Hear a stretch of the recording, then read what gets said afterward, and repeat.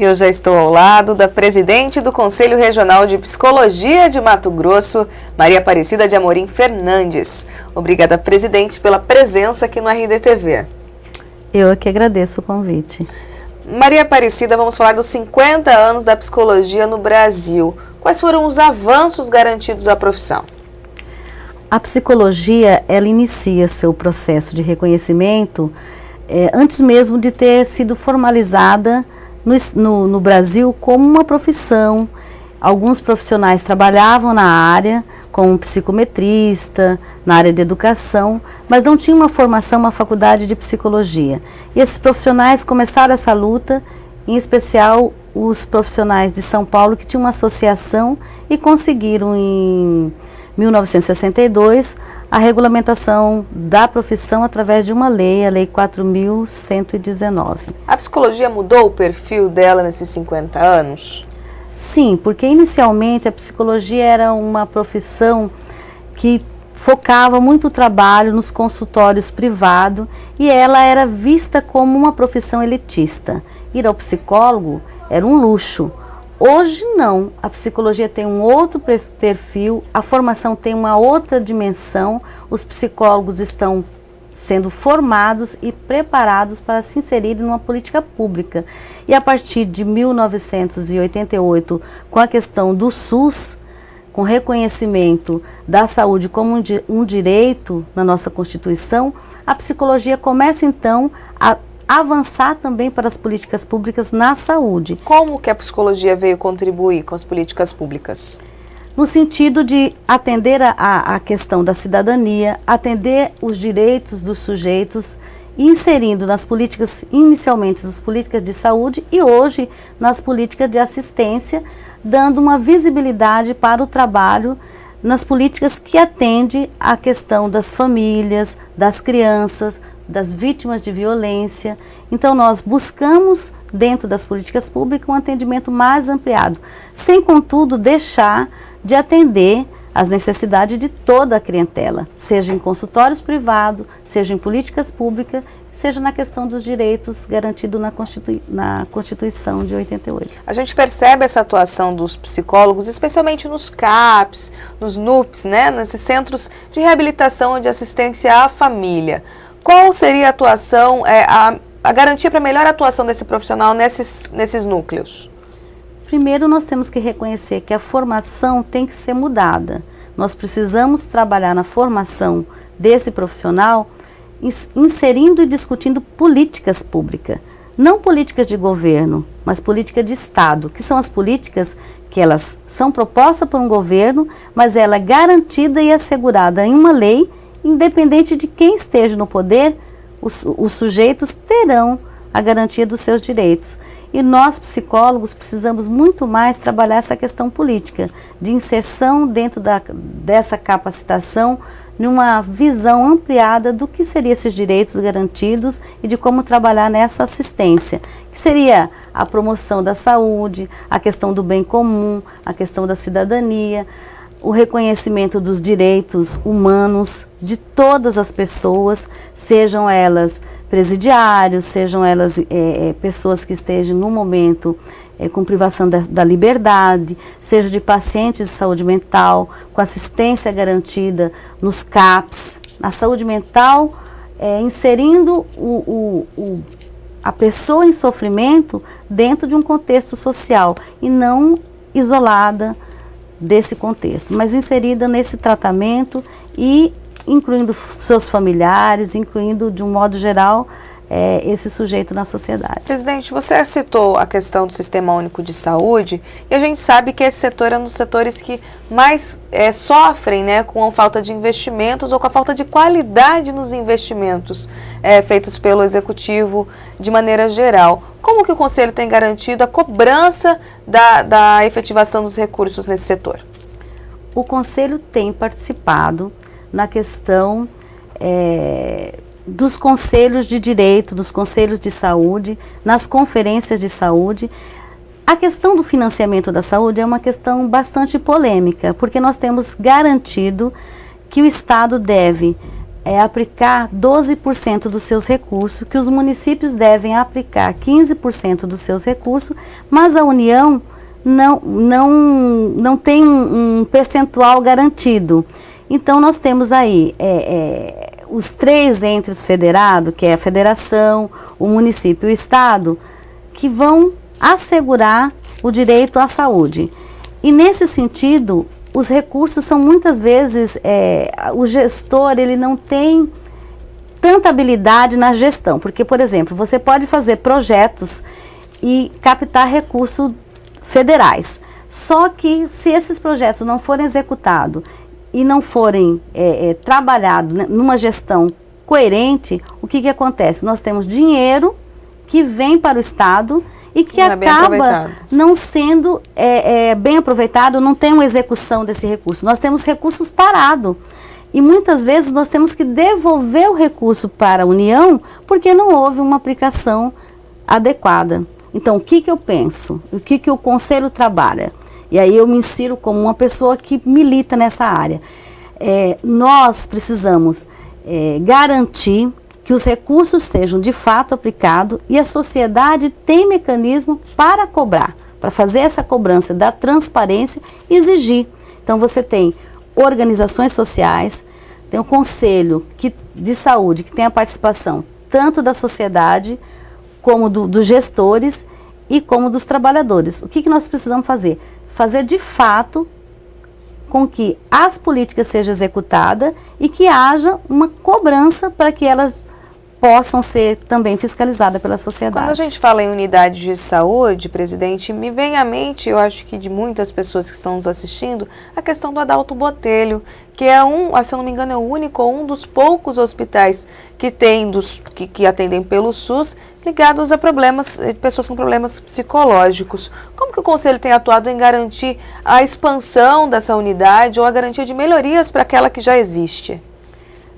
Olha, o que ocorre é que a atual política de saúde mental, ela não trabalha na perspectiva da internação. Ela trabalha na perspectiva da assistência do sujeito inserido no seu contexto social. Então, o que nós precisamos fazer é discutir como é que a saúde mental possa estar inserida na assistência básica. Como é que você pode trabalhar na prevenção para que não haja necessidade da exclusão do sujeito excluído. Então, os CAPs, os núcleos de atendimento, é que devem garantir esse atendimento para o sujeito sem a necessidade da internação. Houve um momento no Brasil que nós tínhamos grandes manicômios e que esse sujeito, quando eles internavam nesses manicômios, era como se ele tivesse uma morte social. Ele passava a não existir mais para a sociedade. Então, houve todo um movimento, tanto dos trabalhadores da saúde mental, como dos próprios pacientes, que é chamada as lutas antimanicomiais, que foram transformando o discurso da assistência e transformando a própria assistência. Hoje, com muita resistência, porque existe toda uma tendência de voltar às internações, de discutir internações compulsórias, mas nós sabemos que o sujeito de direito, ele tem o direito e que a assistência deve garantir para ele um tratamento de qualidade livre das amarras, das masmorras que existiam antigamente. Presidente, falando da atuação dos psicólogos em políticas públicas, quais são as principais angústias desses profissionais?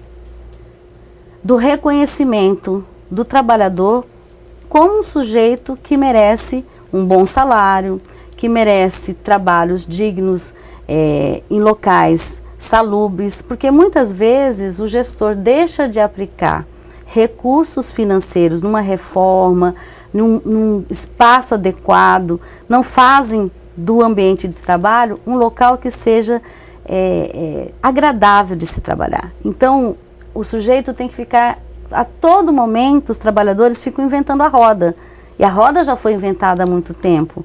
Então, nós precisamos de boa gestão do serviço público. Ainda falta isso? Falta. No Estado. Politicamente, não só no estado de Mato Grosso, mas em vários estados brasileiros. Nós já fomos referência em políticas públicas. Algum tempo atrás, o município de Cuiabá e o estado de Mato Grosso tinha uma formatação de assistência que era referência. E o que tem acontecido agora é que, com a busca das parcerias privadas, o sistema público passa a ter uma gestão diferenciada, mas que para os trabalhadores da saúde, para aqueles que têm a Constituição Federal como o balizar dos direitos constituído, não é o que nós desejamos. Nós defendemos o que está na Constituição, um SUS de qualidade, uma saúde de qualidade e que o gestor tenha competência para reconhecer que o recurso tem que ser bem administrado e bem aplicado. Os psicólogos também estão hasteando a bandeira contra a adoção das OSS, é isso? Sim, nós temos discutido nacionalmente qual a melhor forma de garantir o controle social. Porque nós ouvimos falar muito em controle social, mas nós não participamos nesse controle social. Quando se fala em controle social é quando a sociedade fiscaliza o trabalho do gestor público. Sim, não é só você olhar no site, está escrito transparência e você vê lá o que tem de recurso, como esse recurso foi administrado, mas é saber de onde esse recurso vem, como é que esse recurso está sendo gasto e avaliar juntamente com os gestores se essa é a forma mais adequada. Nós não precisamos vender uma política de que essa é a melhor forma de se fazer quando nós utilizamos mecanismos que a sociedade não entende. Por exemplo, você ter um pronto-socorro com as portas fechadas. Como é que a sociedade entende o que é porta fechada de um pronto-socorro? Se o conceito de pronto atendimento e de pronto-socorro são portas abertas. E muitas vezes nos incomoda ver as pessoas estiradas ali no chão, mas aquelas pessoas estão aguardando para ser atendida. Ou o que é mais interessante, você ter uma assistência de porta aberta ou não ter essa assistência? Então, o que nós precisamos é saber fazer a gestão. É preciso rever todos os conceitos. Todos os conceitos. Rever os conceitos, porque mostrar um serviço sem deixar claro como é que esse serviço está sendo feito é dúbio. Então, o controle social é exatamente para se esclarecer como é que se controla, né? Como é que você pode avaliar o serviço. E os psicólogos têm levantado essa bandeira. Nós participamos nacionalmente da Marcha da Primavera da Saúde. São vários eventos, conferências que têm reivindicado, que têm colocado, através de votos de todos os municípios do Brasil e que depois eles não são garantidos. Então, nós precisamos também garantir que aquilo que está sendo reivindicado pela sociedade, os gestores eles são eleitos para nos representar. Então, eles são eleitos com uma bandeira, eles mudam as suas bandeiras e não nos dá satisfações. Então, nós precisamos garantir que as bandeiras das pessoas que são eleitas, dos políticos, sejam de fato mantidas. Porque eu não votei num governo que tinha uma bandeira explícita sobre como é que ele ia administrar a saúde. Presidente, para encerrar, a gente sabe que o Conselho Regional de Psicologia de Mato Grosso, que é a 18ª região, ele é um bebê ainda, ele é super recente de criação, né? De instalação, tem apenas 1 ano. Mas quais são os principais desafios para esses gestores que estão no Conselho e para os psicólogos que são ligados ao Conselho? Só para manter o foco, inserirmos nas políticas públicas, lutarmos para que existam concursos públicos e que, de fato, nós possamos trabalhar em prol de uma sociedade com foco na justiça, na democracia, no bem comum, para que todos nós possamos viver a nossa saúde mental e a nossa saúde de uma forma qualificada, porque nada melhor que ser feliz para ter boa saúde. A psicologia contribui muito, como a senhora disse, com a saúde mental. Como que a sociedade, pessoas que estão nos assistindo agora, podem recorrer ao Conselho, caso tenha algum problema junto ao Executivo, no caso do controle social, ou tenha dúvidas sobre a própria atuação da profissão? O Conselho ele está aberto para que possamos discutir claramente qual a nossa função. E também para nos posicionarmos diante de qualquer queixa, de qualquer dúvida, junto com a clientela de um modo geral, junto com a sociedade, junto com toda a comunidade.